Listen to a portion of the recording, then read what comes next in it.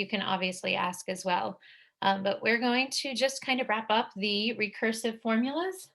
Again, um, sorry, wrong screen here.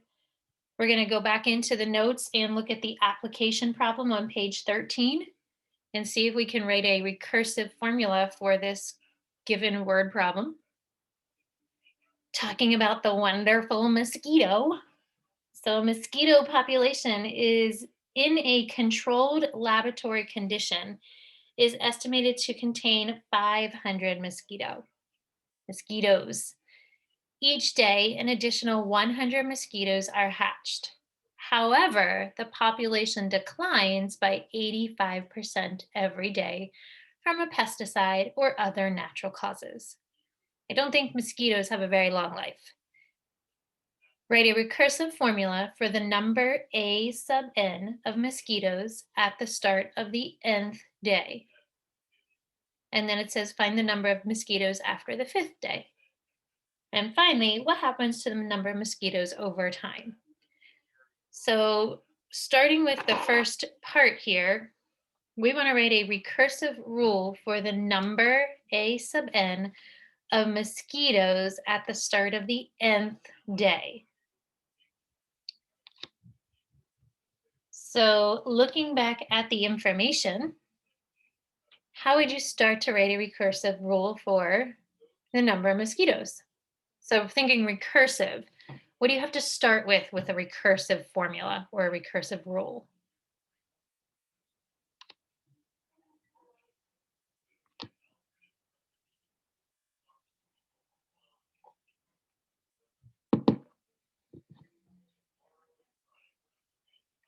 Gabby Soul, how do we start when we're writing a recursive formula? What's the first thing that you state? So you would state the beginning of it. Yeah, So it'd be 500, correct? right. Yep. So we start with saying the first term is 500. The initial value is 500. So that's our first term. So there are 500 mosquitoes flying around in this laboratory. This would definitely not be the job that I would want to have. Now we want to try and write a recursive formula using the recursive form, that A sub n minus 1. And there's two pieces of information that's given. The first piece, it says, is that there's an additional 1,000 mosquitoes hatched every day. Sorry, 100, not 1,000. But the population declines by 85% every day. So we have to think about what that piece of information means and how both of them are going to make a formula. So the population declines by 85%, but an additional 100 mosquitoes are hatched every day. Valerio, do you have an idea as to how we could try and pull those pieces together and write in a recursive formula? You could multiply 0.85 by a to the n minus 1 plus 100. So he's saying multiply 0.85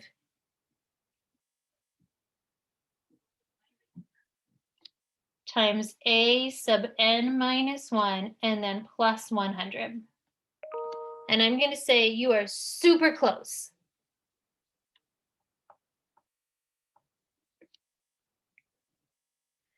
So thinking back to chapter 7. Chapter 7 was when we dealt with exponential equations and logarithmic equations. If the population is declining or decreasing by 85%,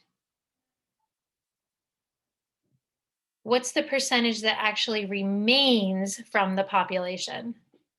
So Valeria, what was the remaining? 15%, right.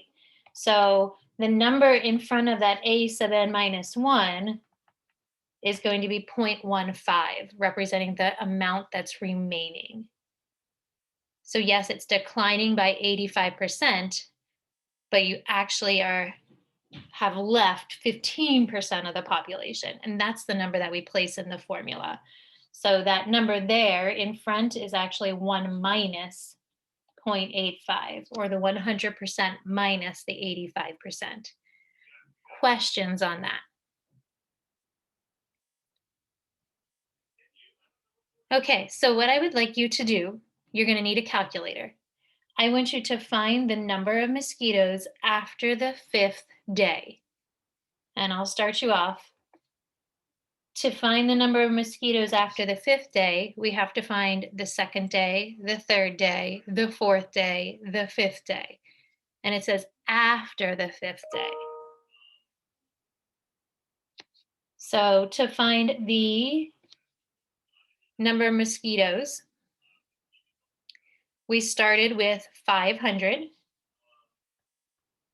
So we would take 0.15 times the 500, because that's my previous value, and then plus 100. Now, this number represents the start of that day. So this is at the start of the 2nd day, the value that you calculate. So then you want to calculate the 3rd day, the 4th day, the 5th day, and remember you went after the 5th day. So see if you can answer part B. Try and do those calculations.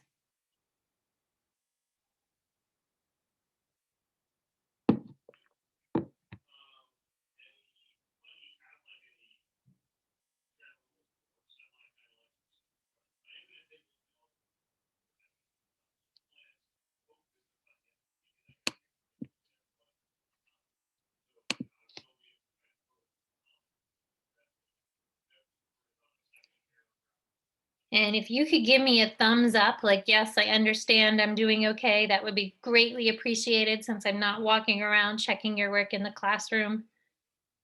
Or give me a thumbs up when you think you've made your calculations.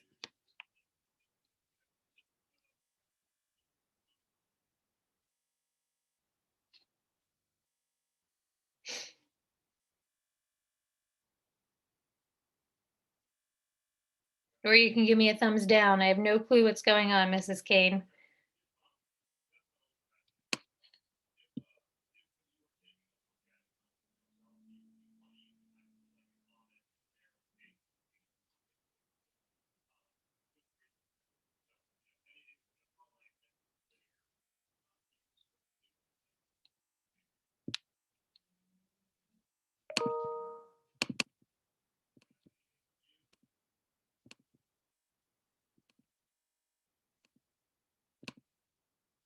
All right, so Ava, R, what did you get for the first, actually, the start of the 2nd day? What number did you get, Ava, R?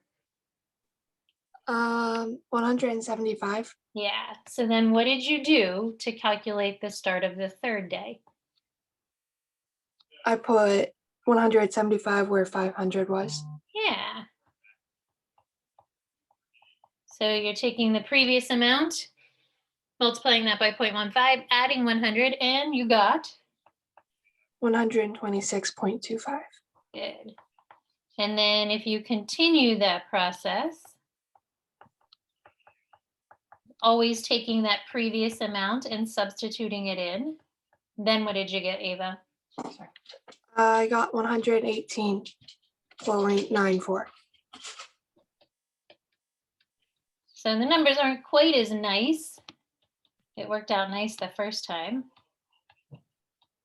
All right, Ava, how about for the start of the 5th day? 117.84. And then did you do one more day? I did. Yeah, because? Because it says after the 5th day. So really, if we're after the 5th day, we're technically at the start of the next day. So one more time, Ava, you've been wonderful. Thank you for helping. What I did got you? 117.68. Yeah. So looking at those numbers, the last part says describe what happened to the number of mosquitoes over time. So if you look at those values, And if you think, if I calculated the 7th day or the 8th day or the 9th day, what do you think's happening with the number of mosquitoes over time? Brooke, what's happening? They like plateau. Is that what Yeah, I like that. So initially they decrease, like the start of the 2nd day and the start of the 3rd day, they decrease, but she said they plateau. I'm not even sure, Brooke, if I know how to spell that word. EAU, right? I can't help you. Oh. I just know the word. I think it's PLATEAU. Mr. Kane's in the other room. He would kill me if I didn't know how to spell that. So we'll pretend that he's not there and we won't say a word to him. So they do. Eventually, over time, there's going to get to a point where it kind of just stays at that value of 117, 118, somewhere in that number. And that's that idea of having a limit. So it gets to a certain point and then it just kind of reaches that value and it doesn't really go below that value. And as Brooke said, I like that word, plateau. I just had to like think, how do I actually spell that word? Are there questions on this problem? Questions writing the formula, because this formula wasn't just a basic formula, it had that extra piece in it. So thinking that you can't use the 85%, you have to use the amount that remains. So if it declines by 85%, you really have 15% remaining. All right, so we're going to go directly to Google Classroom and pull up this assignment for today, recursive formulas worksheet.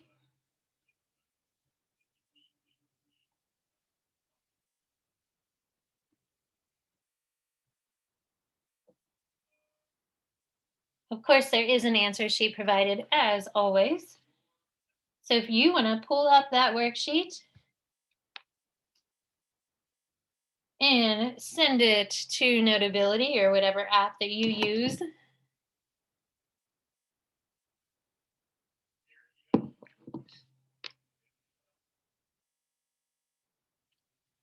So the first 6 questions are asking you to write a recursive formula.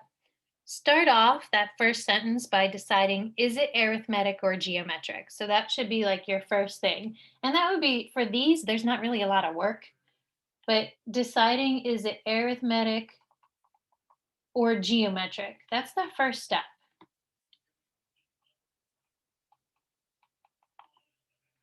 And then when you're writing that formula, don't forget to include that A sub 1. If you don't have that, your formula is wrong because you must have the first term written in the formula because you use that first term to find the next. So please make sure that you're defining the first term. That is part of the formula. And again, it's wrong if you do not have it. The second group of problems here, I want you to find the first 5 terms. And if you look at numbers 9 and 10 and 11 and 12, like these 4 problems definitely look a little more interesting. So I'd like you to look at number 9, just so you can see that there's 2 different variables going on here in number 9. You have that a sub n minus 1, but then in the denominator it says n plus 1. So I want to at least start you with this so you see how that works. So if we want to find the second term, the first term is -3. The formula in recursive form is a sub n minus 1 over n plus 1. Ava M., how do you think you would use the values for this formula? What does the a sub n minus 1 represent? What's the n plus 1 mean? The a sub n minus 1 is the first term. Yeah, so that's going to be -3. So this represents that previous term or the first term. What do you think you'd do with the n plus 1? I'm not sure, but would you do like the number of the term plus 1? Yeah, and we're trying to find the second term. So that n is the actual term, the position, the term you're trying to find.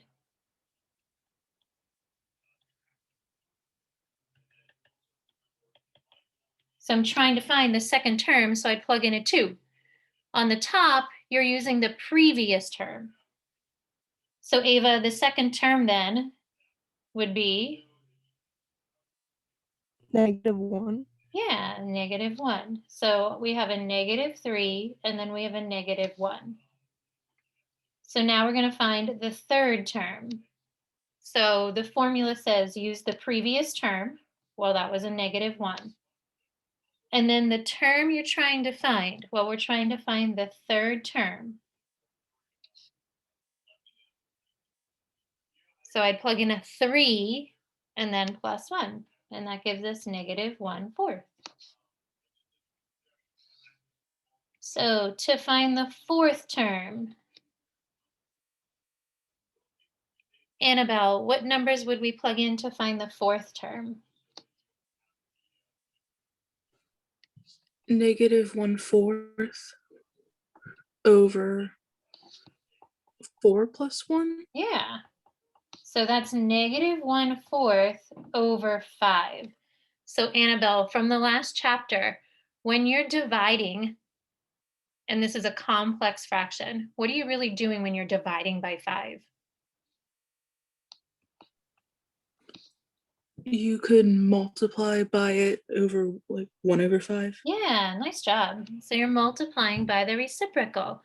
So instead of dividing by 5, you're really multiplying by the reciprocal. So that would be -1/20. All right, we got one more to find. So we want to get that last term, the fifth term. Faith, what numbers are we going to plug in to get the fifth term? 1/20, -1/20. So -1/20. And then on the bottom? 5 + 1. Yeah. So that's -1/20 over 6, which is really multiplying by 1/6.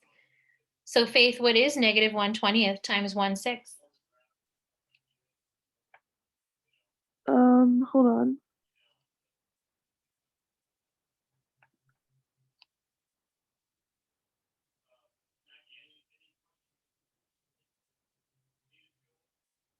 Is it?